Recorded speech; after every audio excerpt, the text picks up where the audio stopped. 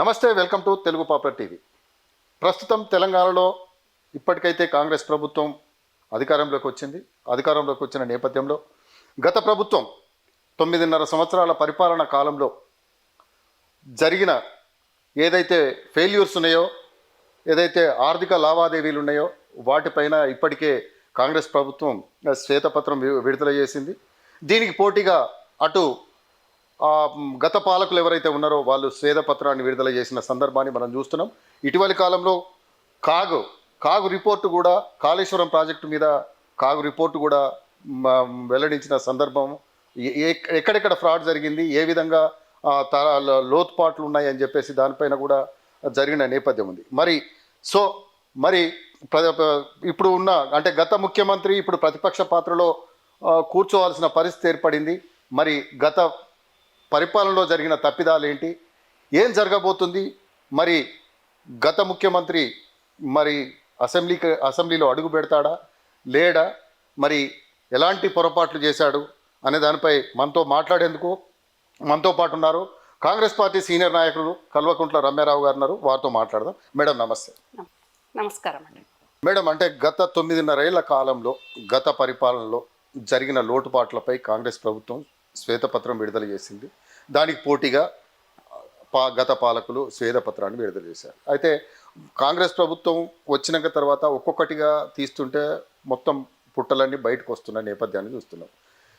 దీన్ని బట్టి చూస్తే గత 9.5 సంవత్సరాలు ఏం జరిగిందని మనం ఊహించవచ్చు. ఇప్పుడు మా కాంగ్రెస్ ప్రభుత్వం ఏర్పడి 1 నెలన్నర అయిందనుకోండి. ఈ 50 రోజుల్లో మీరు అడిగినట్టు ప్రజలు చూస్తున్నట్టు గత ప్రభుత్వం అవినీతి, అక్రమాలు, అరాచకాలు బయటికి తీసే విధంగా మిగులు బడ్జెట్గా ఉన్న రాష్ట్రం ఈరోజు లక్షల కోట్ల అప్పుల పాలయ్యింది. మరి దేని మీద వీళ్ళు పెట్టిన ఖర్చు ఏంటి, ఎందుకు లక్షల కోట్ల అప్పులు చేయాల్సి వచ్చింది, మరి ప్రాజెక్టులు కానివ్వండి, వాళ్ళ పథకాలు కానివ్వండి, మరి కేంద్ర ప్రభుత్వం ఇచ్చిన ఫండ్స్ కూడా వాడుకోకుండా ఒక మూర్ఖత్వంగా, యాక్చువల్గా అయితే కేంద్ర ప్రభుత్వం ఇచ్చిన ఫండ్స్ కూడా రాష్ట్రానికి వాడుకుంటే ఇంత ఇబ్బంది అప్పుల పాలు కావాల్సిన అవసరం లేకుండే. కానీ భేషజాలకు పోయి అప్పైనా తెచ్చుకుంటాం, మా ఇష్టంన్నట్టు చేస్తాము అనే తరహాల మరి అధికారులు చెప్పలేకపోయినరా, అధికారులు ఇచ్చిన మరి సజెషన్స్ అనుకోవాలన్నా, ఎందుకు ఈ రకమైన 9.5 సంవత్సరాల పాలన ఆ రకంగా సాగిందో మనకు అర్థం కాదు. కానీ ఇప్పుడు ప్రజలకు తెలియడానికి ఏ ఆకాంక్షల కోసం కొట్లాడి తెలంగాణ తెచ్చుకున్నాము, 60 ఏళ్ళ నుంచి ఉన్న మన కళ సాకారం అయ్యింది కాబట్టి, అది కాంగ్రెస్ పార్టీ వల్ల సాకారం అయింది కాబట్టి, మరి అదే కాంగ్రెస్ పార్టీ ఇప్పుడు 9.5 సంవత్సరాల కాలంలో అప్పుల కుప్పగైన రాష్ట్రాన్ని ఒక సంటిబిడ్డను చేతిలో పెట్టిన దానికంటే దారుణంగా వీళ్ళు ఈరోజు రాష్ట్రాన్ని చేసేసిండ్రు. మరి ఆ చంటి బిడ్డలాగున్న ఇప్పుడు ఈ అప్పుల కుప్పైన వ్యవహారాన్ని, చంటి బిడ్డను చాకాలంటే ఎంత నిదానంగా, ఎంత ఓర్పు నేర్పుగా ఒక బిడ్డను పెంచాలనో అట్లా ఇప్పుడు మా ప్రభుత్వము ప్రజల కోసం పనిచేయాలనుకుంటుంది. అదే తరహాలో ఎన్ని కష్ట నష్టాలైనా కూడా కాంగ్రెస్ పార్టీ ఏవైతే 6 గ్యారంటీలు ఇచ్చిందో, మేనిఫెస్టోలో పెట్టిందో ఆ హామీలని నెరవేర్చే విధంగా మా ముఖ్యమంత్రి రేవంత్ రెడ్డి గారు కానివ్వండి, మా మంత్రులు కానివ్వండి, ప్రతి ఒక్కరు కూడా ఎప్పుడైతే ముఖ్యమంత్రిగా మంత్రులుగా ప్రమాణ స్వీకారం చేశారో ఆ నిమిషం నుంచే ఒక్క నిమిషం కూడా వేస్ట్ చేయకుండా వాళ్ళు రాష్ట్రాన్ని మళ్ళీ ఎట్లా సురక్షమైన పాలన చేయాలి అనే దాంట్లో మరి సుస్థిరమైన సురక్ష పాలన చేయాలంటే ఉన్న బడ్జెట్ ఏంది, గతంలో పాలకులు చేసిన అక్రమాలు ఏంది, డెఫినెట్గా తీస్తేనే ప్రజలకు మా ప్రభుత్వం ఏం చేయబోతుంది అనేది తెలుస్తుంది. కాబట్టి చాలా అంటే ప్రతి దాంట్లో గోల్మాల్ జరిగింది, ప్రతి దాంట్లో అవినీతి జరిగింది. మరి ఆ అవినీతి బయటకు చూపించకుంటే మరి గత ప్రభుత్వం ఎందుకు ఇన్ని కోట్ల అప్పులు చేయాల్సి వచ్చింది అనేది చెప్పాల్సిన అవసరం మాకుంది. కాబట్టి డెఫినెట్గా ఇదేదో కక్ష సాధింపు అని బీఆర్ఎస్ వాళ్ళు అనుకుంటారు కావచ్చు. అసలే కక్ష సాధింపు కాదు. మీరు చేసిన అన్యాయాలను ఈరోజు ప్రజలందరి మీద భారం మోపే విధంగా మీరు వ్యవహరించరు కాబట్టి మీ వ్యవహారాన్ని బయటకు చూపించాల్సిన పరిస్థితి ముఖ్యమంత్రి గారి మీద, మంత్రుల మీద, మా ప్రభుత్వం మీద ఉంది. కాబట్టి డెఫినెట్గా ప్రతి ఒక్క శాఖ నుంచి ఏ విధమైన అక్రమాలు జరిగినాయి అనేది మా మంత్రులందరూ కూడా, మా ముఖ్యమంత్రి గారు కూడా దృష్టి సారించి కేవలం ప్రజల కోసం సుస్థిరమైన పాలన, ఇందిరమ్మ రాజ్యం కోసం అంటే ప్రయత్నం చేస్తున్నారు. ఇప్పుడున్న పరిస్థితులు ఇప్పుడైతే ఎంక్వైరీ అయితే కొనసాగుతున్నది. ఈ ఎంక్వైరీ కొనసాగుతున్న నేపథ్యంలో మరి దోషిగా ఎవరిని నిలబెట్టే ప్రయత్నం కాంగ్రెస్ పార్టీ చేయబోతుందని మనం అనుకోవచ్చు. కాంగ్రెస్ పార్టీ ప్రత్యేకంగా ఒక వ్యక్తిని దోషిగా చేయాలి అని అస్సలు అనుకోదు.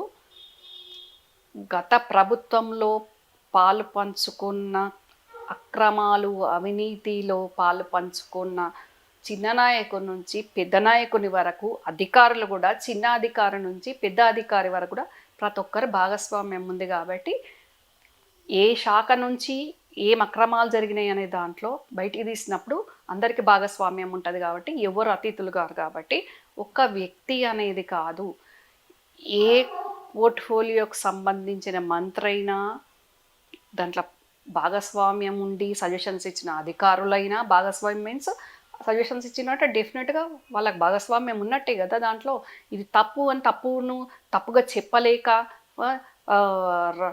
తందానా అన్నట్టు వ్యవహరించిన అధికారులకు కూడా రేపు ఇబ్బంది జరగబోతూ ఉంది.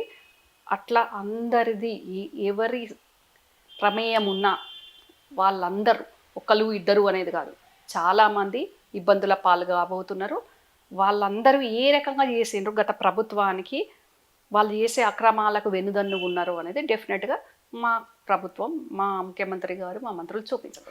ఇప్పుడు అంటే కాళేశ్వరం ప్రాజెక్టు తప్పిదం మాది కాదు అని చెప్పేసి అధికారులందరూ కేసీఆర్ వైపే ఏలెత్తి చూపిస్తున్న పరిస్థితి కనిపిస్తున్నది. కాబట్టి అందులో లక్షలు ప్రజాధనం వృధా అయింది అని చెప్పేసి కూడా అధికారులే సూచిస్తున్న నేపథ్యం ఉంది. ఈ క్రమంలో కేసీఆర్ను అధికారులు కూడా దోషిగా చూపించే ప్రయత్నం చేయబోతున్నారని మనం అనుకోవచ్చా? అవునండి, అధికారులు మొత్తం తప్పంతా కేసీఆర్దే అని కేసీఆర్ నేనేమంటున్నా అంటే, నిర్ణయాధికారం ఫైనల్గా ముఖ్యమంత్రిన కేసీఆర్ తీసుకుని ఉండొచ్చు. కానీ మీ సజెషన్స్ అయితే అడుగుతారు కదా, ఒక ప్రాజెక్ట్ కట్టాలన్నా, ఏ పని చెయ్యాలన్నా, ఆ పోర్ట్ఫోలియోకి సంబంధించి అయితే సమాచారం ఆయన అడుగుతారు, సజెషన్స్ అడుగుతారు.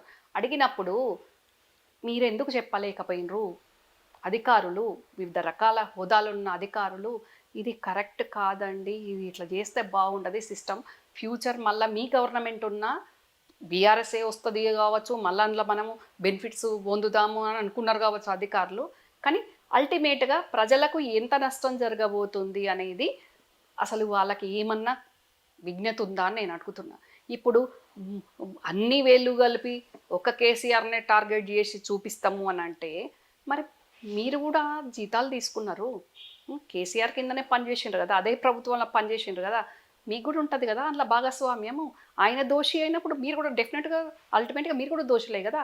కానీ మేము చెప్తే వినలేదంటే మరి ఆకునూరు మురళి గారు లాగా మీరు కూడా ఆ ప్రభుత్వం నుంచి బయటికి రావాల్సింది ఉండే. బయటికి వస్తే అప్పుడు కేసీఆర్ ఒక్కరే దోషి అవుతారు. కానీ మరి మీరందరూ దేనికోసమని, ఏ బెనిఫిట్స్ కోసమని మీరు అక్కడ రాష్ట్రానికి నష్టం జరుగుతున్నా, ప్రజలకు నష్టం జరుగుతుందా, ప్రజలకు ఇబ్బందులు జరగబోతుంది అని తెలిసి కూడా, ప్రజల మీద ఆర్థిక భారం పడుతుంది అని తెలిసి కూడా మీ ఆర్థిక ప్రయోజనాల కోసము మీరు అక్కడ తందానా అన్నది వాస్తవం కాదా? అది నేనేమంటున్నా అంటే, మా ప్రభుత్వం కూడా అట్లాంటి అధికారులను క్షమించొద్దు. డెఫినెట్గా నష్టం వాళ్ళ వల్ల కూడా జరిగింది. ఒక నిర్ణయం తీసుకున్న అతని మీదనే వేయడానికి కుదరదు. ప్రతి అధికారికి కూడా ఇందులో భాగస్వామ్యం.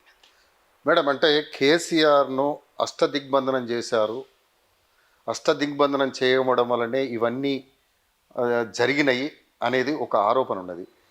ఆ అష్టదిగ్బంధనం చేసిన వాళ్ళు ఎవరని అనుకోవచ్చు మనం? అక్కడ కూటరి ఉందండి, ఒక్క ముఖ్యమంత్రి అయితే బాగుండు. మనకు తెలిసి మనం చూస్తున్నది ఒక కేసీఆర్ గారే ఆయన ఒక ముఖ్యమంత్రి అని. కానీ వెనకుండి నడిపించే షాడో ముఖ్యమంత్రులు ముగ్గురు ఉన్నారు అక్కడ. ముగ్గురు ఉన్నారు, నలుగురు అనుకోవచ్చు, ముగ్గురు అయితే ఉన్నారు. ప్రధాన హస్తం వాళ్ళది ఉన్నది. పోటీ పడ్డట్టు ఒకరికొకరు ఏదో స్పోర్ట్స్లో పోటీ పడ్డట్టు నాది పై చేయి ఉండాలి, నాది పై చేయి ఉండాలి, నాది నడవాలనే విధంగా అక్కడ వ్యవహరించారు.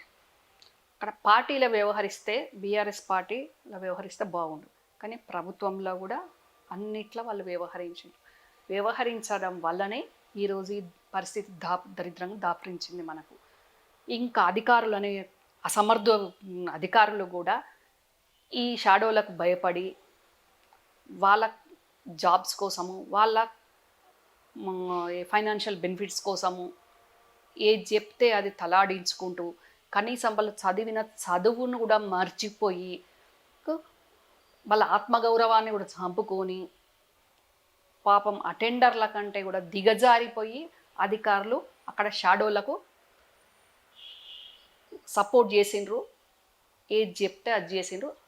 అందుకే ఈరోజు ప్రతి దాంట్లో ఫెయిల్యూర్ కనిపిస్తూ ఉంది. ఒకప్పుడు తెలంగాణ రాష్ట్ర సమితి పార్టీ ఆవిర్భావం సందర్భంగా పార్టీ పెట్టిన రోజు జెండా చూయించేసి గతంలో జరిగిన పొరపాట్లు అన్నీ మర్చిపోండి అని చెప్పేసి జెండాకు దండం పెట్టి అందరినీ వేడుకున్న కేసీఆర్ ఇవాళ తన ప్రజల కోసం, అంటే ఇవాళ తన చుట్టూ కోటరీ ఉందని అనుకుంటున్న తరుణంలో మరి ఆ కోటరీ ప్రజల కోసం పనిచేసిందా, లేకపోతే కేసీఆర్కు తెలిసే ఇవన్నీ జరిగినాయని మనం అనుకోవచ్చా? ఆయనకు తెలిసి జరిగిన అన్యాయాలు చాలా తక్కువ.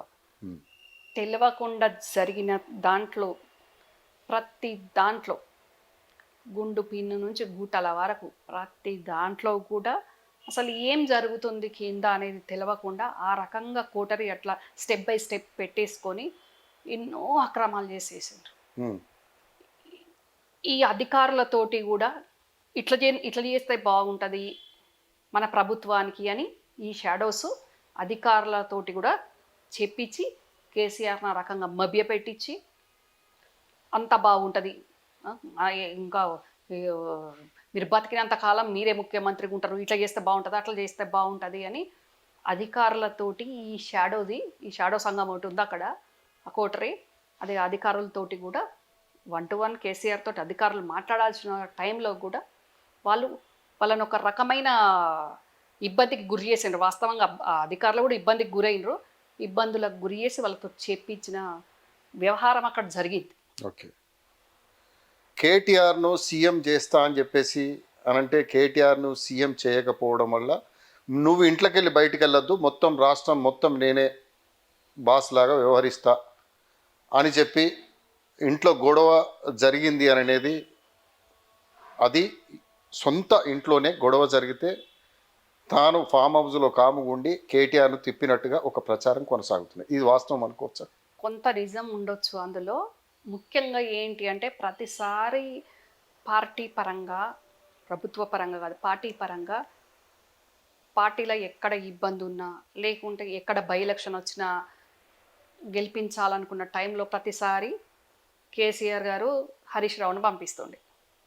అంటే హరీష్ మీద అంత కాన్ఫిడెన్స్ ఏంది, ఆయన అంత క్యాపబిలిటీ ఏంది, నాకు లేనిది ఏంది, నాకు కూడా క్వాలిటీస్ ఉన్నాయి కదా, నేనెందుకు చెయ్యలేను, ప్రతిసారి అట్లా చేయడం వల్ల ఆయన ఎక్స్పోజ్ అవుతున్నాడు, నేను అవ్వలేకపోతున్నా అనే దాంట్లో కేటీఆర్ మొత్తం కూడా నేను చేసి చూపిస్తా అని కేటీఆర్ భుజస్కంధాల మీద వేసుకొని నేను చూసుకుంటాను, నేను పార్టీ వర్కింగ్ ప్రెసిడెంట్ను, ఆల్రెడీ నేను మినిస్టర్ను కూడా నేను చేసి చూపిస్తా అని అన్నట్టు ఆ రకంగా ఆయన మొత్తం కేటీఆర్ భుజాల మీద వేసుకున్నట్టు.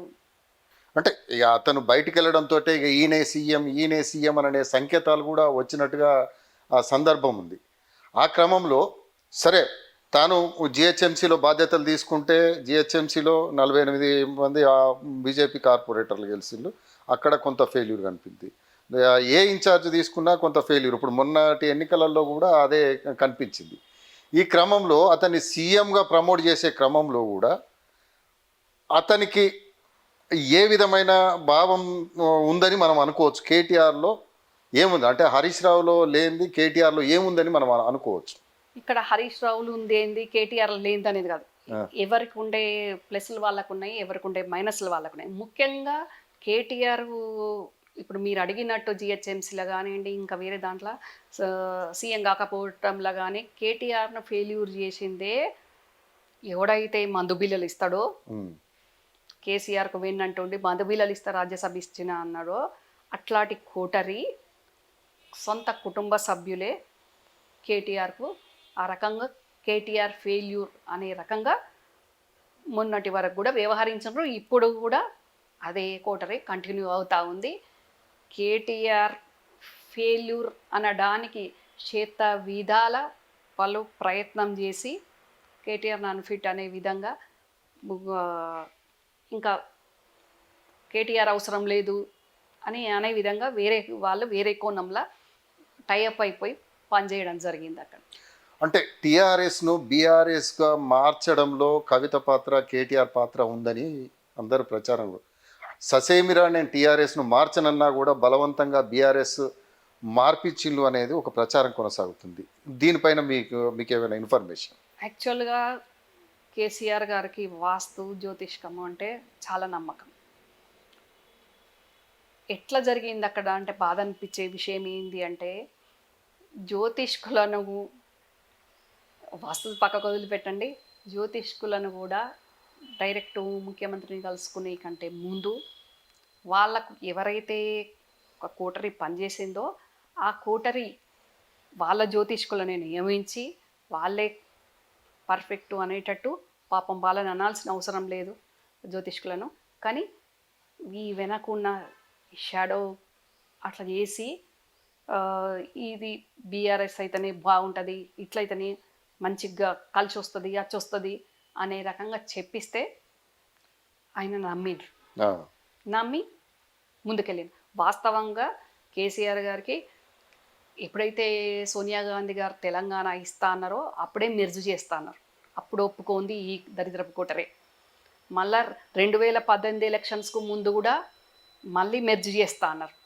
ఒకసారి సీఎం అయిపోయినా కదా అప్పుడు మెర్జు చేస్తాము అని మాట ఇచ్చి మాట తప్పినాము, మీ వల్లనే కదా నేను మాట తప్పింది, ప్రతిసారి దళితుని సీఎం చేస్తా అని మాట తప్పినరు, విలీనం చేస్తా అని మాట తప్పినరు అని ప్రజా సంఘాల నుంచి ప్రజల నుంచి ఆ విమర్శ చాలా వినపడేసరికి అప్పుడు మీ వల్లనే చెయ్యలేకపోయినా ఇప్పుడైనా 2018 ఎలక్షన్లో చేస్తా అంటే అప్పుడు కూడా ఈ కోటరీ ఒప్పుకోలేదు. ఎట్లాగొచ్చింది మనం ఉన్నాం ఇంకా మళ్ళీ ఎందుకు చేయడము అనేది వీళ్ళ దరిద్రపు ప్రయోజనాల స్వార్థ ప్రయోజనాల కోసం కేసీఆర్ను విలీనం రెండోసారి కూడా విలీనం చేయకుండా ఈ దరిద్రపు కోటరీ అడ్డుకుంది. ఈ దరిద్రపు కోటరీ ఏదైనా చేస్తుంది. ఎట్లా అంటే తెలంగాణలో ఉన్న ఎందుకు మీరు బీఆర్ఎస్ను ఇట్లా మార్చిండ్రు, ఇట్లా ఇష్టం లేదు అన్న దానికి చెప్పాల్సి వస్తుంది. చిన్న ఎగ్జాంపుల్, కేసీఆర్ గారు ఎన్నో యాగాలు చేసిండ్రు, చిన్న యాగాలు పెద్ద యాగాలు చేసిండ్రు ఫామ్ హౌస్లో. అంతకుముందు ఈ ఫామ్ హౌస్లు ముఖ్యమంత్రి కాకముందు యాక్చువల్గా ఇప్పుడు ఏ నందినగర్ ఇంట్లో అయితే ఆయన వచ్చున్నారో అక్కడ కూడా చేసిండ్రు, ఢిల్లీలో కూడా ఆయన చేసిండ్రు. కానీ అక్కడ కూడా ఇక్కడున్న దరిద్రపు షాడో కోటరీ అనేది వాళ్ళకి ఇష్టమైన వాళ్ళకే ఇన్విటేషన్స్ పంపడం. కొన్ని సందర్భాల్లోనైతే ఫస్ట్ క్యాపబిలిటీ ఉండి ఫస్ట్ కేసీఆర్ గారికి యాక్సెస్ ఉన్న అయ్యగారులను కూడా వాళ్ళను కూడా సైడ్ చేసేస్తే వాళ్ళని చెప్పుకొని బాధపడడం జరిగింది. వాళ్ళని ఇన్వైట్ చేసి మరీ అవమానం కూడా చేసిండ్రు ఈ కోటరీ. అంటే ఎంత వాళ్ళు ఎన్ని నీచమైన పనుల పార్టిసిపేట్, ఒక అయ్యగారులను పూజకు ఆహ్వానించి వాళ్ళ మనసు బాధ పెట్టి వాళ్ళు కేసీఆర్ గారికి కలవలేక చెప్పలేక వచ్చినందుకు అవమానం పాలవ్వడమా అని బాధపడి ఎవరికి చెప్పుకోవాలనో అర్థం కాక ఒక సందర్భంలో నాకు చెప్పుకొని బాధపడ ఆయన గండపెండేరం పెట్టేది ఉంటే కూడా పెట్టకుండా చేసి అడ్డుకున్న దరిద్రపు కోటరే అండి అక్కడ. అంటే ఇక్కడ ఒక్కరికి అని కాదు, అయ్యగారుల నుంచి మొదలు పెడితే ప్రతి ఒక్కరికి కూడా అవమానాలే జరిగినాయి అక్కడ. ఇన్ని యాగాలు కేసీఆర్ గారు చేసిన నేపథ్యంలో ఆ ఇంటికి పెద్ద కూతురిగా అంటే స్వయాన అన్న కూతురు ఆ కేసీఆర్ గారు మీ కాళ్ళు కడిగి ఫస్ట్ కన్యాదానం చేసి పెళ్లి చేసింది కేసీఆర్ గారే. మీరు ఏ యాగానికైనా కూడా ఇంటికి పెద్ద కూతురు కాబట్టి ఆ పెద్ద ఆడబిడ్డ కాబట్టి మీకు ఎప్పుడైనా ఇన్విటేషన్ వచ్చిందా ఏ యాగానికైనా కూడా? యాక్చువల్గా కేసీఆర్ అనే నా బాబాయి నాన్న ఉన్నప్పుడు, నాకు నాన్న లేరు ఇప్పుడు, నాన్న ఉన్నప్పుడైనా లేనప్పుడైనా నా బిడ్డ నీ బిడ్డ అన్నట్టు ఎప్పుడు నాన్న కానీ బాబాయ్ కానీ నన్ను కవితను ఆ రకంగా చూడలేదు. ఓకే. సొంత అక్కా చెల్లెల్లాగానే మేము ఉన్నాం. ఇద్దరు కూడా అంత బాగా చూసుకునేది ఆడపిల్లలమని. కానీ ఎప్పుడైతే టీఆర్ఎస్ పార్టీ లాంచ్ అయిందో అప్పటి నుండి ఇంకా సైడ్ చేసేయడము, ఇబ్బందులు పెట్టడము, హర్ట్ చేయడము, హ్యూమిలేట్ చేయడము, ఆ రకంగా స్టార్ట్ అయింది. అయినా కూడా చాలా ఓర్చుకున్నాం, భరించినాం. ఎందుకంటే ఎవరో ఇక్కడ ఇంపార్టెంట్ కాదు, బాబాయ్ ఇంపార్టెంట్. బాబాయ్ ఏ స్టెప్ తీసుకున్నా కానీ బాగుంటుంది. ఎందుకంటే నేను పుట్టినప్పటి నుంచి మాది రాజకీయ కుటుంబ నేపథ్యం ఉన్న కుటుంబంలో నేను పుట్టిన. ఫస్ట్ మా ఫాదర్ పొలిటీషియన్, నాన్న అప్పటి నుండి నాకు బుద్ధి తెలిసిన 45 సంవత్సరాల నుంచి కూడా నేను కుటుంబంలో రాజకీయం చూస్తున్నాను. కాబట్టి బాబాయ్ అయినట్టు ఆయన డెసిషన్స్ కానీ కరెక్ట్గా ఉంటాయి అనేది ఇప్పుడు ఈ కొటరీ వచ్చినాక నిర్ణయాధికారం ఆయనకు ఆగమాగం చేసేసిండ్రు, మభ్యపెట్టే విధంగానే సింగిల్ సోలోగా ఆయన దేని మీద అయినా ఏ స్టెప్ వేయాలనుకున్న పొలిటికల్గా ఆయన తీసుకున్న డెసిషన్స్ బాగుండేది. అట్లయితేనే కదా 83లో ఓడిపోయినా 85 నుంచి ఇప్పటి వరకు కూడా గెలుచుకుంటూ వస్తున్నారు అని అంటే అప్పుడు ఈ దరిద్రపు కోటరీ ఏది లేదు కదా. తన వెల్విషర్స్, దగ్గరి బంధువులు, తన నియోజకవర్గకు సంబంధించిన కార్యకర్తలే తనకు వెన్నంటి ఉన్నారు. ఎప్పుడైతే ఈ అడ్డమైన కోటరీ వచ్చిందో అప్పటి నుంచి ఆయన అవినీతి పరుడని, ఈ అన్ని రకాలుగా ఫెయిల్యూర్ అనే రకంగా వీళ్ళు చేసి పెట్టిండ్రు. కానీ బాబాయ్ అన్నట్టు ఆయన ఎట్లెట్లా ఎదుగుతున్నాడో ఆ రకంగా ఈ కోటరీ వచ్చేసినప్పటి నుంచి ఆయన మొన్న మ్యారేజ్ కూడా మా ఫాదర్ లేనప్పుడు బాబాయ్ చేసి ఏ రోజు కూడా మా అన్న బిడ్డ అని చెప్పకపోయేది, నా పెద్ద బిడ్డ అని చెప్పేది మీరు అన్నట్టు. అదే నాకు పాపమైంది, శాపమైంది. అది ఆ కోటరీ ఏ మాత్రం డైజెస్ట్ చేసుకోలేదు. బయట నుండి వచ్చిన వాళ్ళు కూడా చూడగానే సార్ చెల్లెనో సార్ కూతురో అని అనుకునేవాళ్ళు. ఆ రకంగా అట్లా అంత మంచిగా ఉండేవాళ్ళం. అది వాళ్ళు ఆ కోటరీ డైజెస్ట్ చేసుకోలేదు. ఆ తర్వాత అయినా కూడా మేము నేనైతే 2007 వరకు ఇంటికి వెళ్ళినండి. 2007 నుంచి నేను నందినగర్ ఇల్లు లాస్ట్ అడుగు పెట్టింది 2007 Jan 9th. 16 సంవత్సరాలు కూడా అయిపోయిందండి. హస్బెండ్ పార్టీలు ఉండే కాబట్టి ఆయన 2010 వరకు కంటిన్యూ అయినారు. ఇప్పుడు నా కొడుకు NSUA స్టేట్ జనరల్ సెక్రటరీ ఉన్న రితీష్ చిన్న పిల్లోడు, PP1 PP2 చదువుకునే అబ్బాయి.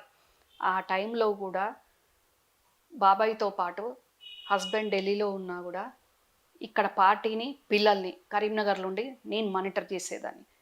ఎందుకంటే కరీంనగర్లో పార్టీ ఆఫీస్ పెడదామన్నా, పార్టీ నడుపుదామన్నా ఎవరు ముందుకు రాలేదు.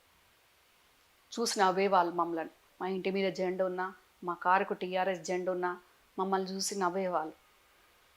ఎవరు నవ్వినా, ఎవరు హేళన చేసినా ఇక్కడ పెట్టింది బాబాయి కాబట్టి బాబాయ్ కోసం పనిచేయాలి అనే దాంట్లో సిన్సియర్గా, సీరియస్గా పనిచేసినాం. సొంత డబ్బులు పెట్టినాం. అట్లా కేసీఆర్ గారు MP అయినరు, MP ఇన్ఛార్జ్ ఉన్నాం మేము, పార్టీల వైస్ ప్రెసిడెంట్ ఉన్నాము, అన్ని రకాలుగా వెన్నంటుండి పనిచేసినాం. అది ఆయన గమనిస్తున్నారు ఎట్లా పనిచేస్తున్నాం అనేది కూడా కేసీఆర్. ఇంకా ఎవరైనా కానీ సార్ పెద్ద కూతురు అని అనడము, ఈటల రాజేందర్ లాంటి వాళ్ళు కానివ్వండి, దాసర్ మనోహర్ రెడ్డి లాంటి వాళ్ళు కానివ్వండి, పార్టీలో జాయిన్ అయిన క్రమంలో కూడా కాస్పెట్ లింగయ్య గారు కానివ్వండి, అట్లా చాలామంది పేర్లని వాళ్ళందరూ కూడా అప్రోచ్ అయ్యేవాళ్ళు. సార్ కల్పించండి పార్టీకి జాయిన్ అవుతాము అన్న టైంలో కూడా నేను వీలున్నప్పుడల్లా బాబాయ్కి చెప్పేదాన్ని నా ఇంటికి వచ్చేవారు కాబట్టి వాళ్ళు బయట ఉన్నారు మాట్లాడతారంట వస్తారట అని నేను నీట్గా అట్లా వాళ్ళకు యాక్సెసబుల్ ఉంచేదాన్ని కలిసేవారు. ఈ అడ్డమైన కోటరీ అట్లా కాకుండా వాళ్ళని ఎక్కడికక్కడ ఆపేసుకుంటూ ఆ, ఓ- ఇక అసలు చెప్పకూడదు ఇంకా రకరకాలుగా వాళ్ళని ఇబ్బంది పెట్టుకుంటూ వాళ్ళ బెనిఫిట్ అయితేనే ఆ, వాళ్ళని పార్టీకి అలౌ చేయడం కానీ లేకుంటే కేసీఆర్ గారికి కల్పించడం కానీ ఆ రకంగా వాళ్ళు చేస్తుండే మేము ఎప్పుడు అట్లా చేయలేదు. మేము చేసేది వాళ్ళకి నేను స్ట్రైట్ ఫార్వర్డ్గా ఉండడము, ఆ, మా బాబాయ్కి కల్పించడము, సిన్సియర్గా అన్నీ చెప్పడం వల్ల వాళ్ళకి నచ్చక బాబాయ్ గెలవనీయకుండా మమ్మల్ని కూడా దూరం పెట్టడం జరిగింది. ఈవెన్ ఒక సందర్భంలో కుటుంబ పరంగా నా మీద వచ్చిన అలిగేషన్కు నేను 2007లోనే ఇంటికి వెళ్ళాను. ఆ తర్వాత వెళ్ళలేదన్న కదా. 2013లో నా మీద వచ్చిన అలిగేషన్కి నేను క్లారిఫికేషన్ కోసం ఇంటికి వెళ్ళబుద్ది కాక ఫామ్ హౌస్లు ఉన్నారని తెలిసి బాబాయ్ని కలిసి మాట్లాడతా అని వెళ్తే కూడా అక్కడ ఈ కోటరీ దరిద్రపు శకునిగాడే అసలు తెలంగాణలో ఎక్కడన్నా ఉంటుందా అండి? ఇప్పుడు మీరు ఇంటర్వ్యూ కావాలని చాలా రోజుల నుంచి అడుగుతున్నారు. నాకు ఇప్పుడు టైం ఉంది, ఈ రోజు అయితే ఇవ్వగలుగుతా అన్నా మీరు వచ్చిండ్రు. కానీ ఎవరైనా అడ్డుకొని గేట్లకు తాళాలేసి రానియకుండా చేస్తే ఎంత హర్ట్ అవుతాం చెప్పండి. ఒక 3 గంటలు ఫామ్ హౌస్ గేట్ ముందు, ఇప్పుడు ఏ ఫామ్ హౌస్ అయితే ఉందో ఆ ఫామ్ హౌస్ గేట్ ముందు ఇంటికి పెద్ద బిడ్డను, ఆడబిడ్డను, కాళ్ళు గడిగే బిడ్డను, ఈ సంతోష్ గాడు, ఈ శకుని గాడు, ఈ లోఫర్ నన్ను తీసి ఉన్న గేటును వేసి ఎట్లా అంటే ఏనుగులకు వేస్తారు చూడండి గొలుసులు, అట్లాంటి గొలుసులతో గేట్లకు కట్టించి తాళం వేయించి 3 గంటలు నేను కార్లో బయట వెయిట్ చేసి కరీంనగర్కి వెళ్ళిపోవడం జరిగింది. ఈ ఈ ఈ రకంగా ఎక్కడన్నా ఉంటుందా మీరు చెప్పండి?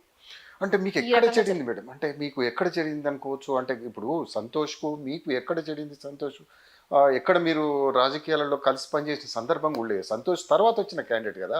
ఎప్పుడు కూడా కేసీఆర్ గారి వెంట హరీష్ రావు గారు ఉండేది. ఎందుకంటే మేము ఉద్యమ సమయం నుంచి చూస్తున్నాం కాబట్టి చాలాసార్లు కేసీఆర్ గారు కలిసినా కూడా హరీష్ రావుకు ఏదైనా చెప్పేది. మరి మీకు ఎక్కడ చెడింది? సంతోష్కు మీకు ఎక్కడ చెడింది అని చెప్పేసి అనుకోవచ్చు. వాడు ఎప్పుడైతే మా ఫ్యామిలీలో ఎంటర్ అయ్యిండో మా నాన్నమ్మ ఉన్నంత వరకు అసలు ఆ సైడు ఆ దిక్కుమాలిన కుదురుపాక కోటరీ అనేది మా కుటుంబంలో రాకపోతుండే. ఏదన్నా మా ఫ్యామిలీ ఫంక్షన్ అయితే పొద్దున వస్తే సాయంత్రం వస్తే పొద్దున వెళ్ళిపోయేవాళ్ళు. ఎప్పుడైతే మా నాన్నమ్మ చనిపోయిందో కేసీఆర్ గారు ఫస్ట్ ట్రాన్స్పోర్ట్ మినిస్టర్ అయిండ్రో ఆ సందర్భంలో హరీష్ ఉండేది, మీరు అన్నట్టు వెన్నంటూ ఉండేది. అప్పటికి ఇంకా టీఆర్ఎస్ పార్టీ లాంచ్ అవ్వలే కదండి. హరీష్ అన్ని విధాలుగా హరీష్ చూసుకునేది. హరీష్ మ్యారేజ్ అయిపోయింది. ఇంకా హరీష్ బాబాయ్ మొత్తం హరీష్ మీద డిపెండ్ అవుతున్నారు మంచికి చెడ్డకు అనేది. దాంట్లో ఈ సంతోష్ గాడు ఎంటర్ అయ్యాడు. ఎవరు ఎంటర్ చేయించింది? ఎవరు ఎంటర్ చేయిస్తారు? శోభమ్మ ఎంటర్ చేయిస్తుంది. ఇంకెవరు చేయించేది ఎవరు అక్కడ? ఓకే. పూణేలో చదువుకుంటోని చదువు ఆపేసిరా అని కేసీఆర్ అయితే చెప్పారు కదా. ఎప్పుడైనా కేసీఆర్ మాకు మంచి చెప్తుండే, ట్యూషన్లు పెట్టాం, ఏంటి డొనేషన్లు కట్టాం, కష్టపడి చదువుకోవాలి, చదువు వస్తే చదువుకోండి, లేకుంటే మీ పని మీరు ఏదైనా చేసుకోండి. కానీ ఎవరికి కూడా ట్యూషన్లు పెట్టేది లేదు, డొనేషన్లు కట్టేది లేదని కేటీఆర్ ఈవెన్ ఎంబీబీఎస్ సీట్ కోసం డొనేషన్ కట్టమంటే కూడా కట్టని చెప్పిండ్రు ఆయన. చదువుకోవాలి, కష్టపడి చదువుకోవాలి, మెరిట్గా రావాలి, అంతేగాని డొనేషన్లు కట్టేది లేదు అని అన్నారు. మా అందరికి అట్లనే చెప్పిండ్రు. ఎవరి అట్లా చదువుకున్నాం మేము అంతే తప్ప. కానీ చదువు మీద ఇంట్రెస్ట్ ఉన్న కేసీఆర్ను పూణేలో ఎంబీఏ చదువుకునే సంతోష్ కానీ ఆల్ ఆఫ్ ద సడన్గా చదువు ఆపేయించి ఎందుకు తెచ్చిపెట్టుకుంటారు ఆయన? సంతోష్ గాని పెద్దమ్మ అదే చెప్పబోతున్నా. తెచ్చిపెట్టుకున్నప్పటి నుంచి అప్పటి నుండే ఇంకా హరీష్ మీద నా మీద వాళ్ళు పెట్టేసుకొని వాడు ఆ దరిద్రుడు 99లో ఎంటర్ అయ్యిండు. 2001లో కేసీఆర్ గారు పార్టీ పెట్టిండు. 99 నుంచే స్టార్ట్ అయింది మాకు. ఇంకా 2001లో పార్టీ పెట్టినాక పార్టీలో హస్బెండ్ పనిచేస్తుండే, హరీష్ పనిచేస్తుండే, నేను కరీంనగర్లో ఉండి ఇంటి నుంచి మానిటర్ చేస్తుంటే ఇంకా మొత్తం నేను ఒక్కడిని ఇటు సైడు వీళ్ళు ఇంతమంది ఉన్నారు కదా అని అనుకొని ఇంకా కేటీఆర్ కవిత అప్పుడు యూఎస్లో ఉండేది కాబట్టి వాళ్ళకంతా రాంగ్ ఫీడ్ చేసుకుంటూ వాళ్ళకు మెంటల్ మేకప్ చేసుకుంటూ అసలు వీడి ఇంకా దరిద్రంగా అసలు మేము చెప్పలేనండి ఇంటర్వ్యూస్లో అట్లా మమ్మల్ని హ్యూమిలేట్ చేస్తే ఇంకా నేనన్నా కొన్ని ఇప్పుడు మీడియా పరంగా చెప్పగలుగుతున్నా కానీ పాపం హరీష్ అయితే ఏ ఒక్క రోజు కూడా ఆయన స్టిల్ ఇప్పటి వరకు కూడా ఎవరన్నా ఆఫ్ ద రికార్డు వైఫ్ తోటో ఇంకా దగ్గర వాళ్ళతో చెప్పుకున్నాడు కావచ్చు కానీ ఏ రోజు ఇట్లా నాలాగా కూడా ఆయన చెప్పలేదు. కానీ నేను ఇప్పుడు ఒక అన్న బిడ్డను కాలుగడిగ బిడ్డను ఎందుకు బయట ఉన్నా అనేది మీ అందరికీ ప్రజలకు డౌటు మీకు డౌటు మీరు అడుగుతుంటారు కాబట్టి నాకు చెప్పక తప్పని పరిస్థితి కాబట్టి నేను చెప్పాల్సి వస్తుంది. అట్లా మమ్మల్ని ఎంత ఇబ్బంది హరీష్ను మమ్మల్ని చేసినా కూడా కేవలం ఒక రక్త సంబంధం అనే దాంట్లో బాబాయ్ అనే దాంట్లో ఎన్నో ఓర్చుకున్నాం. ఆయనకు తెలియంది కూడా చాలా ఉన్నాయి. మమ్మల్ని ఆ శకునిగా ఆడబెట్టిన ఇబ్బందులు ఎన్ని అనేది ఆయనకు మేము ఇంతవరకు కూడా చెప్పుకోలేదు, ఆయనకు తెలియదు కూడా. అసలు నేను బతుకున్నంత వరకు ఆయన బతుకున్నంత వరకు కూడా మాకు చేసిన నష్టం వాడు మాకు చేసిన ఇబ్బంది అనేది కూడా ఆయనకు తెలుస్తుందో తెలియదు, ఇక దేవునికి తెలవాలి ఆ విషయము. అన్ని రకాలుగా ఇబ్బంది చేసాడు. అందుకని చూసి పోపిక పట్టి ఇంకా నేను 2007లో కేవలం ఆ దరిద్రుని వల్లనే నేను ఇంటికి కూడా మానేసిందండి. ఆ తర్వాత నా మీద వీళ్ళు పెట్టిన అలిగేషన్కే నేను బాబాయ్ని వాడితో అవసరం లేదు, నాకు శోభమ్మతో అవసరం లేదు, బాబాయ్ ఇంపార్టెంట్, బాబాయ్ తోటే డైరెక్ట్ మాట్లాడుకొని క్లారిఫికేషన్ తీసుకుంటాను పోతే ఆ రకంగా దారుణంగా వ్యవహరించండి ఫామ్ హౌస్లకు రానియకుండా. మేడం అంటే సరే ఇప్పుడు అదంతా ఒక ఎపిసోడ్ అయితే మీరు యాగంకి ఇన్విటేషన్ వచ్చిందా అని మీరు ఇందాక అడిగారు కదా, యాగంకు పూజలకు మీకు ఇన్విటేషన్ వచ్చిందని. ఫామ్ హౌస్కు నాకు నేనుగా నా మీద వచ్చిన అలిగేషన్, కుటుంబ పరంగా వచ్చిన అలిగేషన్ మాట్లాడుకొని డైరెక్ట్ ఆయనకే క్లారిఫై చేసుకుందాము, అసలు ఆయనకు తెలుసా తెలియదా విషయం క్లారిఫై చేసుకుందామని నేను పోతేనే గేట్ ఫామ్ హౌస్కు తాళాలు వేయించిన ఈ దరిద్రుడు ఇంకా నాకు యాగాలకు ఇన్విటేషన్ ఎక్కడికి వెళ్ళి వస్తుందండి?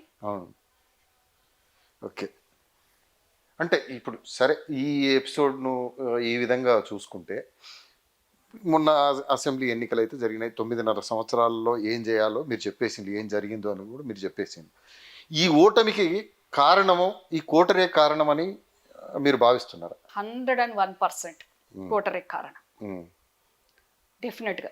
ఎందుకంటే అసలు ఈ శకునిగాడు అనేటోడు వాడు వచ్చినప్పుడు ఆ కోటరి పేర్లు చెప్పట్లేదు, మీరు ఒక్క పేరే చెప్పింది. చెప్తున్నా, శకునిగాడు అంటున్నా కదా, వాని కోటరీ ఉంది కదా. పోచంపల్లి శ్రీనివాసరెడ్డి గాడు, ఈ లిక్కర్ స్కామ్లు నవ్వేనామనే సీనుగాడు, ముక్కు సీనుగాడు, ఇక వాళ్ళ కోటరీ ఉంది కదా కొందరు.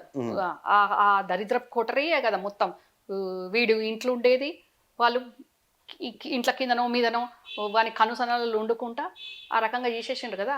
మరి ఇప్పుడు ఆ పోచంపల్లి శ్రీనివాసరెడ్డి గానికైనా ఈ లిక్కర్ స్కామ్లు ఉన్న విన్నమనే సీనుగాడు, ముక్కు సీనుగాడు అనేటోడైనా మరి దమ్ముంటే వాళ్ళని బయటికి రమ్మానండి.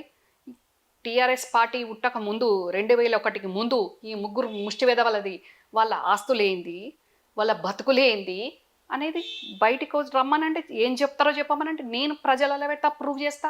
ఇప్పుడు ఒక్కొక్కడు ఆస్ట్రేలియాలో 1000 ఎకరాలు ఒకడు, లండన్లలో వ్యాపారాలు ఏంది, అసలు వాళ్ళ బతుకులేంది. పోచంపల్లి సీనుగాడు నియోజకవర్గంకి వెళ్దాం, అక్కడ ఎంక్వైరీ చేద్దాం. ఈ ముక్కు సీనుగాడు వెన్నమనే సీనుగాడిని పోతుగలు ఆ ఊరికి వెళ్దాం, వాడి బతికేంది అని. వాళ్ళ నాన్న బడిపంతులు, ఆ బడిపంతులు కాబట్టి కొంచెము పొదుపు బడిపంతులది అట్లుంటుంది కాబట్టి ఆయన చిన్నగా ఏదో దాంట్లో బిజినెస్ చేసుకునేది. కానీ రాత్రికి రాత్రే 100 కోట్లు 1000 కోట్లు ఏ రకంగా వచ్చేస్తాయండి? వాళ్ళ బతుకులు ఎట్లాంటి బతుకులు. ఈరోజు వాళ్ళకున్న ఆస్తులు నిజంగా మా ప్రభుత్వాన్ని కూడా, నేను కూడా మా ముఖ్యమంత్రి అయిన రేవంత్ అన్న గారిని కూడా అంట, డెఫినెట్గా మనం ఇన్ని రోజులు వాళ్ళ 9.5 సంవత్సరాల వాళ్ళ అవినీతి అని మొత్తుకొని మాట్లాడినాం. డెఫినెట్గా మనం ఆ అవినీతిని నిరూపించాల్సిన అవసరం ఉన్నది అని నేను డెఫినెట్గా రేవంత్ అన్న గారికి కూడా చెప్తాను. నేను చెప్పాల్సిన అవసరం కూడా లేదు. ఫస్ట్ ఆఫ్ ఆల్ ఆయన అందరూ అవినీతి తీయడానికే రెడీగా ఉన్నారు. కాకపోతే ఇప్పుడు రాష్ట్ర ప్రయోజనాల కోసం విదేశీ పర్యటన పరంగా వెళ్ళిండ్రు. వారు 18 గంటలు రోజుకు ఈ కాంగ్రెస్ ప్రభుత్వం వల్ల ప్రజలకు ఎట్లా మంచి జరగాలి, జరిగిన నష్టాన్ని ఎట్లా పూడ్చాలన్న దాంట్లోనే ఆయన ఉన్నారు.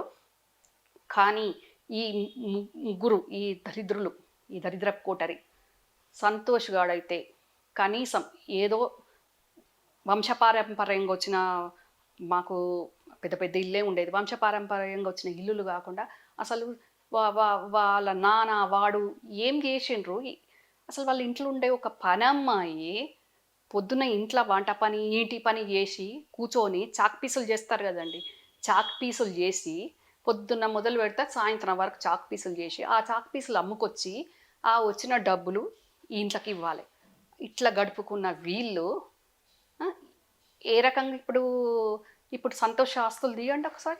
మీ స్థలాన్ని కూడా కబ్జా చేసిండని చెప్పేసి సంతోష్రావు అప్పట్లో ఒక ఆరోపణ వచ్చింది. యాక్చువల్గా నా స్థలాన్ని కబ్జా అంటే స్క్రాప్ అంతా పోసేసిండ్రు. ఉమ్. పోసేసి నాకు అది అమ్ముకోరాదు, దాంట్లో ఏ పని చేసుకోరాదు, అధికారులను బెదిరిస్తారు. గవర్నమెంట్ క్వారీస్ అన్నీ ఆంధ్ర వాళ్ళు ఫస్ట్, ఈ గవర్నమెంట్ రాకముందు. అంతకుముందే వాళ్ళతోటి వీళ్ళు, నేను ఎవిడెన్స్ తోటి కూడా చూపించిన రఘుకి, అందరికి ప్రజలకు కూడా తెలిసింది.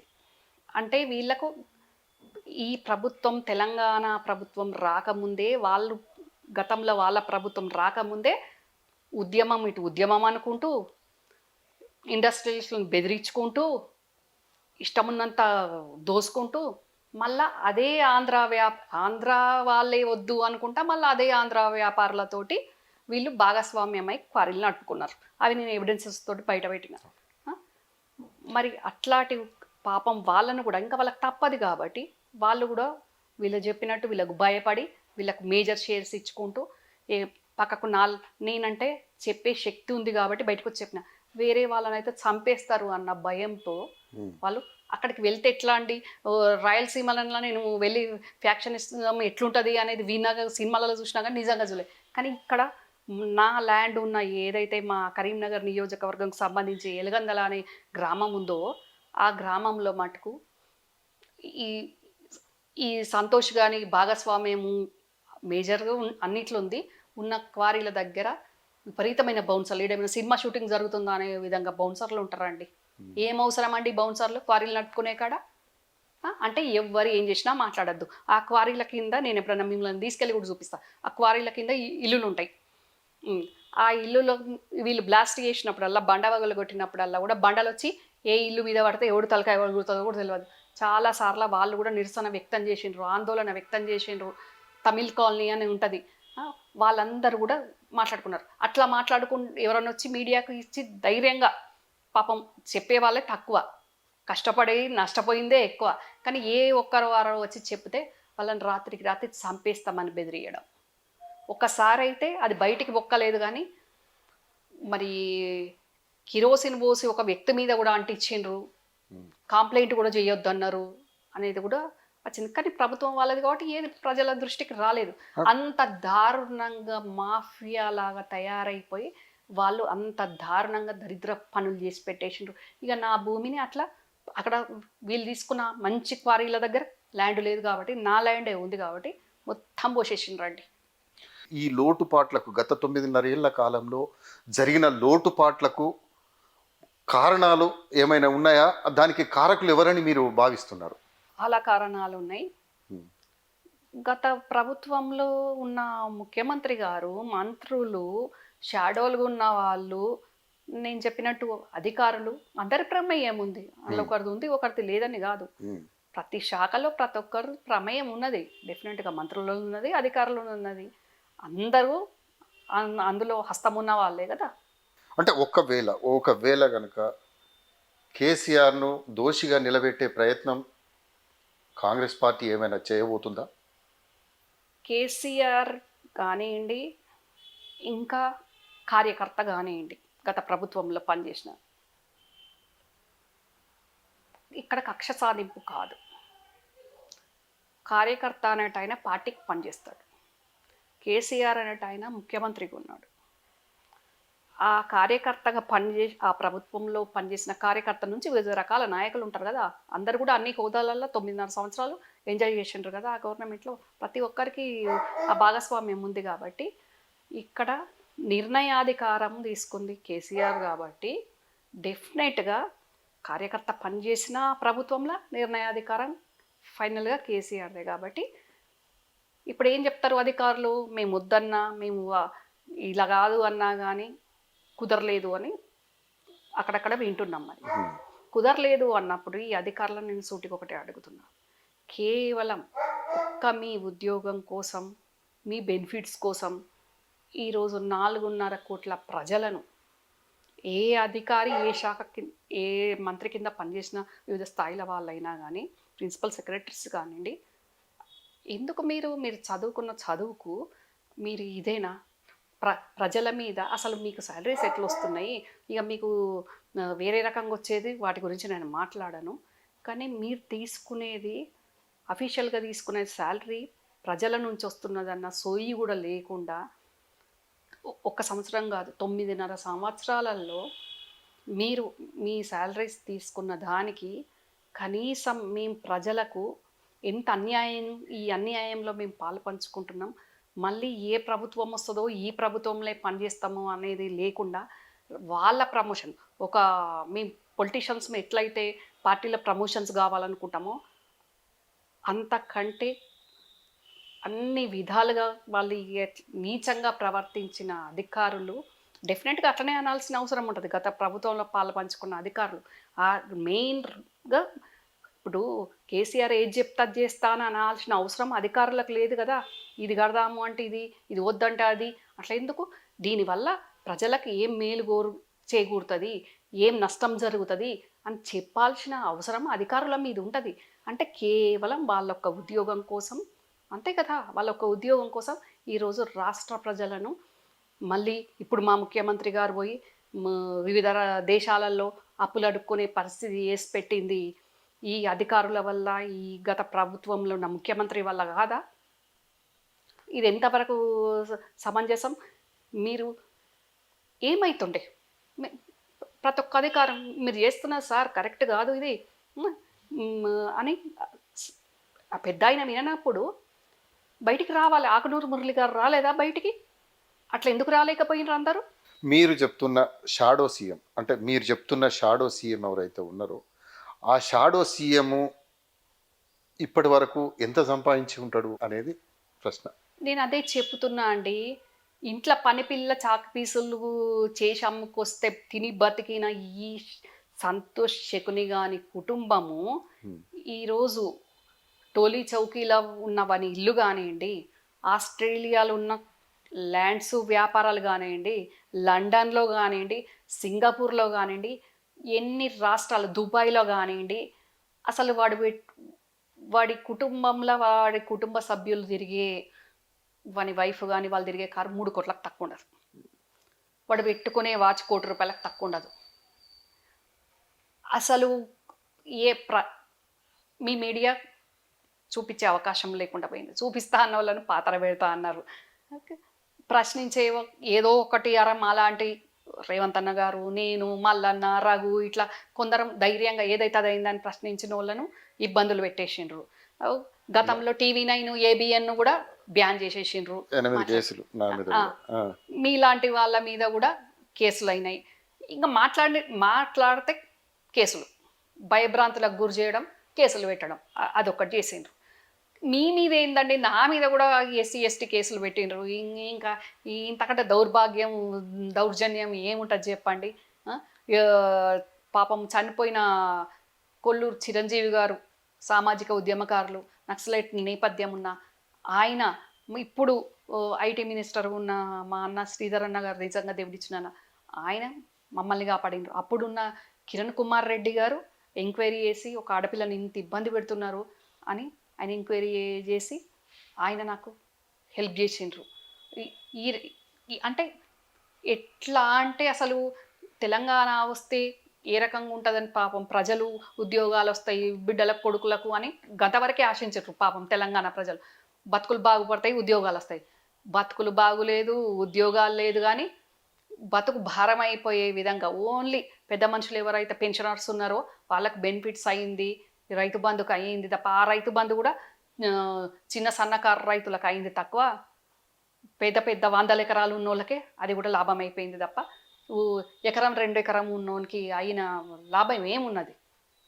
అంటే ఇట్లాంటివి పథకాలు కూడా అధికారులతో చెప్పించుకుంటూ వీళ్ళు అక్రమంగా ఫామ్ హౌజులు చేసుకున్నాయి, అక్రమంగా చేసుకున్నాయి, వీళ్ళ కోటరీ సంపాదించుకున్న వాటికి ఈ రకం కూడా ప్రభుత్వం ద్వారా ప్రజల సొమ్ము ఏ రకంగా మింగి మెక్కాల అని ఎక్కడ అవకాశం ఉన్నా అది అధికారులతో చెప్పించుకొని అట్లా పథకాలు పెట్టించుకొని మింగిండ్రు వాళ్ళు. మొన్న జరిగిన అసెంబ్లీ ఎన్నికల్లో సరే ప్రతిపక్ష పాత్ర ప్రజలు ఇచ్చిండు. ఎన్నికల జరిగిన మరుసటి రోజే కేసీఆర్ గారికి సార్కు తొంటికి గాయమైంది. అసలు ఏం జరిగిందని మనం అనుకోవచ్చు? మనందరికి కనపడతానే ఉన్నది. పడ్డరు, యశోదలు ఉన్నారు, సర్జరీ అయ్యింది అని. పడ్డది వాస్తవం. మీకు తెలిసింది, మాకు తెలిసింది, పంచదట్టుకొని పడ్డరు అని. మరి అదే రోజు ఎందుకు పడాల్సి వచ్చింది? యాక్సిడెంటల్గానా యాక్సిడెంటా అనేది దేవుడికి తెలుసు. ఏది ఏమైనా ఒకసారి కుడి తొంటి అయింది, ఇప్పుడు ఎడమ తొంటి అయింది. 2 తొంటులు ఇరిగి ఈరోజు ఆయన సోషల్ మీడియాలో అది కూడా ఆ సంతోష్ గాడే ఎక్స్లా పోస్ట్ చేసిండు వీడియోను. అంటే ఇప్పుడు లాస్ట్కు మంచి బక్కగా ఉన్నా బలంగా ఉన్న ఆయనను ఇప్పుడు కట్టెబట్టుకొని ముసలోనిలాగా నడిచే పరిస్థితి చేసిన ఇదే శకునిగాడు మళ్ళీ పోస్ట్ చేయడం, ఆయనను చూపించడం అంటే అది యాక్సిడెంటల్గా జరిగిందా అనేది దేవునికి తెలవాలి. అంటే గొడవ జరిగింది అని అంటున్నారు. అది గొడవ జరిగింది అని అంటున్నారు. ఇది వాస్తవం అనుకోవచ్చు. నేను అదే అంటున్నా సంపత్ గారు, పంచదట్టుకొని పడ్డరు అనేది యాక్సిడెంటల్గా జరిగిందా, లేదంటే యాక్సిడెంట్ మీన్స్ గొడవ వల్ల జరిగిందా? దుష్ప్రచారం కూడా జరిగింది. ఏది దీనివల్ల పడిందని ఒక దుష్ప్రచారం కూడా చేశారు. ఇప్పుడు ప్రచారం చేయాలనుకుంటే ఎన్ని రకాలుగా ఎన్ని విధాలుగానే చేయవచ్చు. ఆయన తాగుతూనే పడ్డరు అని మీరన్నట్టు అంటే దాదాపు ఆయన రోజు ఏదో కొంచెం తీసుకుంటారు అనేది తెలుసు. మరి రోజు పడాలి కదా ఆయన. అదే రోజు ఎందుకు కొడతారు? అంటే ఒకరి మీద ఒకరు నీ వల్ల జరిగిందంటే నీ వల్ల జరిగిందంటే నీ వల్ల, ఏది ఏమైనా అందరి వల్ల జరిగే లాస్ట్కు ప్రభుత్వం పడిపోయింది, కేసీఆర్ కూడా పడిపోయేటట్టు చేసింది కూడా వాళ్ళే. ఓకే. అంటే మీరు అంటే ఇంత ఇన్సిడెంట్ అయింది కదా, మీరు వెళ్ళి కనీసం పరామర్శించే ప్రయత్నం ఏమైనా చేశారు? ఎందుకంటే మీ ముఖ్యమంత్రి గారు కూడా వెళ్ళిన సందర్భం ఉన్నది. రాహుల్ గాంధీ గారు చెప్తే మీ ముఖ్యమంత్రి గారు కూడా వెళ్ళారు. మీరు అంటే మీ సొంత బాబాయ్ అందరూ కాంగ్రెస్ పార్టీలో ఉన్నారు కాబట్టి మీరు కూడా వెళ్ళి పరామర్శించే ప్రయత్నం ఏమైనా చేశారా? రేవంత్ అన్న, మా ముఖ్యమంత్రి రేవంత్ అన్న గారు వెళ్ళిన రోజే నేను వెళ్ళడం జరిగింది. అన్నట్టు 12:30కి వెళ్ళినారు, నేను 1:30కి వెళ్ళిన. రేవంత్ అన్న గారితో షబ్బీర్ అలీ గారు సీతక్కకు వెళ్తే కూడా సీతక్కను షబ్బీర్ అలీ అంకుల్ని చూడనీయకుండా ఓన్లీ రేవంత్ అన్నను ఒక్కరినే అలౌ చేస్తే, అది సీఎం హోదాల ఆయన మానవత్వంతో ఆయన వెళ్ళినా కూడా అక్కడ మానవత్వం అనేది లేదు. సీఎం కదా ఇక వచ్చిండు, తప్పది, రేపటి ఏముంటుందో ఎట్లనో అని అనుకొని అన్నను ఒక్కరిని అలౌ చేసిండ్రు. నేను పోతే నన్ను కూడా అలౌ చేయలేదు. ఓన్లీ నాతో కేటీఆర్ కవితనే మాట్లాడిండ్రు. అక్కడ కూడా కేసీఆర్ బెడ్ మీద ఉన్న పక్కన కూడా వాడే శకునిగాడు. మరి నేను వచ్చింది అని తెలిసి ఏం మాట్లాడుకున్నారో తెలియదు. నేను ఇప్పుడు రేవంత్ అన్న సీఎం హోదాలా హాస్పిటల్కి వస్తున్నా అని ఇన్ఫర్మేషన్ ఇచ్చి వెళ్ళిండ్రు. నేను ఎవరికి ఇన్ఫర్మేషన్ ఇవ్వలేదు. 9th ఫ్లోర్ ఉన్నది నాకు తెలుసు. డైరెక్ట్ వెళ్ళిపోయినా. నేను వెళ్ళిపోయేసరికి సెక్యూరిటీ వాళ్ళు, మీకు పర్మిషన్ అవసరం లేదు కదా? అదేనండి, పర్మిషన్ అవసరం లేదు. బంధుత్వ పరంగానైనా బాధ్యత పరంగానైనా ఎట్లయినా అనుకొని వెళ్ళిన. నేను వెళ్తే సెక్యూరిటీ వాళ్ళు పైన కేటీఆర్ ఉన్నాడు అని కేటీఆర్ దగ్గరికి తీసుకెళ్ళిండ్రు. కేటీఆర్ను ఏం జరిగింది ఎట్లా అన్నాక కేటీఆర్ మాట్లాడినాక కేటీఆర్ కిందికి పంపించిండు. కిందికి పంపిస్తే ఆ తీసుకెళ్ళిన సెక్యూరిటీ వాళ్ళు మరి కేసీఆర్ ఉన్న రూమ్ కావచ్చు, అది తీయడానికి ప్రయత్నం చేస్తే తీయనేలేదు. లెఫ్ట్ సైడ్ ఆపోజిట్ రూమ్లో తీసుకెళ్ళిండ్రు. అక్కడ వెళ్ళేసరికి కవిత, శోభమ్మ వాళ్ళు ఉన్నారు. కవిత మాట్లాడింది, చూద్దాం పా నాన్నని అని అంటే, బ్లడ్ ఎక్కించుకుంటున్నారా, ఎక్కించుకోవట్లేదు, ఇబ్బందిగా ఉన్నది, 2-3 రోజుల తర్వాత చూద్దాము అని. అది జరిగింది. ఓకే సరే. అంటే ఈ ఎపిసోడ్ని ఎట్లా అంటే ఏ విధంగా అర్థం చేసుకుంటారు? అంటే సంతోష్ రావు వల్లనే కేసీఆర్కు డ్యామేజ్ అవుతుంది అని అనుకోవచ్చా? మీరు చెప్పిన దాని ప్రకారం. నేను చెప్పిన దానికి ప్రకారం కాదు, నేను ఇప్పుడు చెప్పేదాని ప్రకారం కాదు. నేను 2017 నుంచే పిసిసి అఫీషియల్ స్పోక్స్ పర్సన్గా ఉన్నప్పటి నుండే నేను ఆ హోదాలనే గాంధీ భవన్ నుంచి నేను చెప్పిన, జయలలితకు పట్టిన గతే ఇక్కడ పట్టబోతుంది. జయలలిత కూటరి ఏ విధంగా జయలలితకు తెలియకుండా కొలాప్స్ చేస్తుందో ఇక్కడ కూడా అదే జరగబోతుంది. ఎందుకంటే నాకు బాబాయి కంటే ముందు ఇప్పుడు రాష్ట్ర ప్రజలకు ఆయన ముఖ్యమంత్రి, మన ముఖ్యమంత్రిని మనం. ఆయన విధానపరంగా చేసే తప్పులను డెఫినెట్గా మనం విమర్శించాలి. కానీ ముఖ్యమంత్రిగా ఆయన ఉన్నంతకాలం ముఖ్యమంత్రిని కాపాడుకోవాల్సిన అవసరం ఉంటుంది. కాబట్టి నేనేం జరుగుతుంది అనేది ప్రజలకు తెలియజేసిన. ఆ రోజు అదే చెప్పినా, ఈ రోజు కూడా అదే చెప్తున్నా. నేను ఎప్పుడైతే చెప్తున్నానో అప్పుడు జయలలిత ఆమెనే లేకుండా అయిపోయింది. ఇప్పుడు ఈయనను బక్కగున్నా గట్టిగున్నా ఆయనని ఇలా కట్టెబట్టుకునే పరిస్థితి చేసి వదిలేసిండ్రు. ఓకే, అంటే ఇప్పుడు ఒక విధంగా చెప్పాలంటే మళ్ళీ ఇప్పుడు ప్రస్తుతం ఎమ్మెల్సీ కవిత గారికి ఈడీ నోటీసులు కూడా జారీ చేసింది లిక్కర్ స్కామ్లో. దీన్ని ఎట్లా చూస్తారు మీరు? ఇంట్లో కొత్తదనం ఏముందండి? ఇప్పుడు ఆ విచారణ నడిచినంత కాలము, కోర్టుల కేసు ఉన్నంత కాలము వాళ్ళు అనుకున్నప్పుడల్లా ఈడీ పిలుస్తూనే ఉంటుంది. ఇప్పుడు నేను నిర్దోషిని అని నిరూపించుకోవాల్సిన బాధ్యత, అవసరము కవిత మీద ఉంది. కాబట్టి డెఫినెట్గా కోర్టుల కేసు ఉంది అనకుండా విచారణకు వెళ్ళాల్సిన అవసరం ఉంది. ఇక విచారణకు వెళ్ళకుండా మరి కోర్టుల కేసు ఉంది చూసుకుంటాము అంటే ఏజెన్సీస్ కూడా వాళ్ళు చేయాల్సిన పని వాళ్ళు చేస్తాయి కదండి.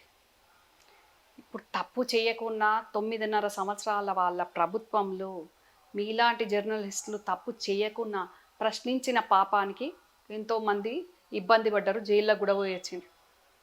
కుటుంబంకు తెలియకుండా మార్కెట్ల నుంచి ఎత్తుకపోయి ఇబ్బందులు పెట్టింది ఉన్నది. మరి ఇక్కడ మీ వల్ల తప్పు జరిగింది అని కేంద్ర ప్రభుత్వం చూపించుకుంటూ ఏజెన్సీ పిలుస్తుంటే అప్పుడు వెళ్ళి ఇప్పుడు నేను వెళ్ళను అని అనడం అది కరెక్ట్ కాదు. ఇంకా ఒక ఎమ్మెల్సీగా ఒక అధికారికంగా నువ్వు చట్టసభల్లో ఉంటున్న వ్యక్తివి కాబట్టి నీ నిర్దోషిత్వాన్ని నిరూపించుకోవాల్సిన బాధ్యత నీ మీద ఉంది.